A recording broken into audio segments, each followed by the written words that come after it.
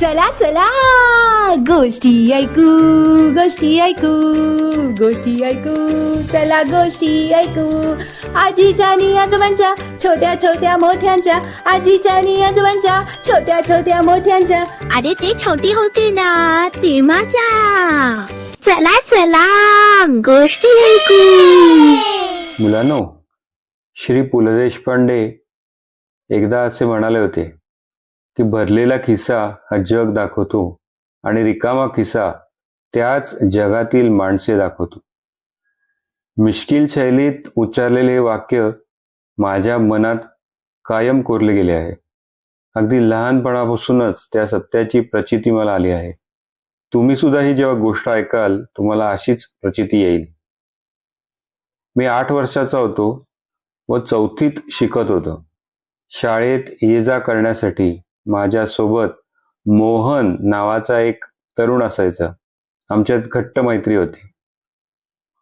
आमच्या घरासमोर एका चाळीत तो राहायचा. गरीब कुटुंबातील तो मुलगा असली वरची कामे करून हातभार लावत होता. एकदा तो म्हणाला, यावर्षी दिवाळीत कंदील तयार करणार आहे बरं का. किंमत मी फक्त 5 रुपये ठेवणार आहे. तू घेशील ना नक्की. मी लगेच त्याला होकार दिला. 1 ऐवजी 2 घेईन असे सांगितले, कारण आमच्या घराला 2 बाल्कन्या होती ना. मी घरी हा विषय काढला. ते उगाचच सगळे असे म्हणाले, बघू. पण काही दिवसानंतर माझे काका बाजारातून 2 सुंदर कंदील घेऊन आले. त्यांना ते आवडले होते व खरोखरच ते कंदील दिमागदार होते.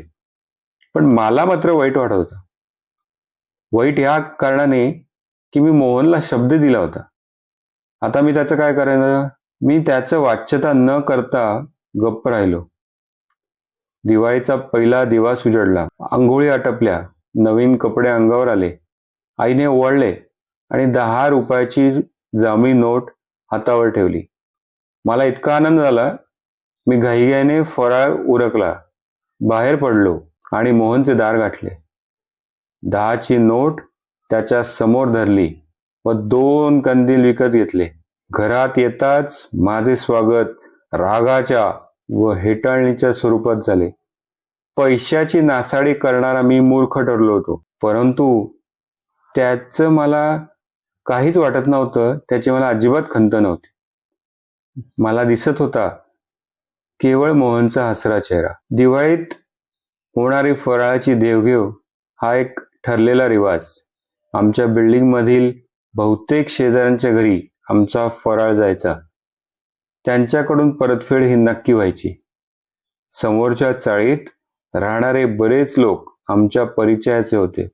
पण फराळाची अशी अदलाबदल त्या घरांमध्ये बरोबर झाली नाही. शेवटी तोलमोल पाहणे हा सुद्धा एक शिष्टाचार होता म्हणे. सुमारे 15 वर्षे मागची एक गोष्ट आहे. माझा एक स्नेही सुधाकर व्यावसायिक होता. स्टेनलेस स्टीलची भांडी बनवण्याचा त्याचा कारखाना होता. पुरुष स्त्रिया मिळून 60 कामगार त्याच्याकडे असावेत.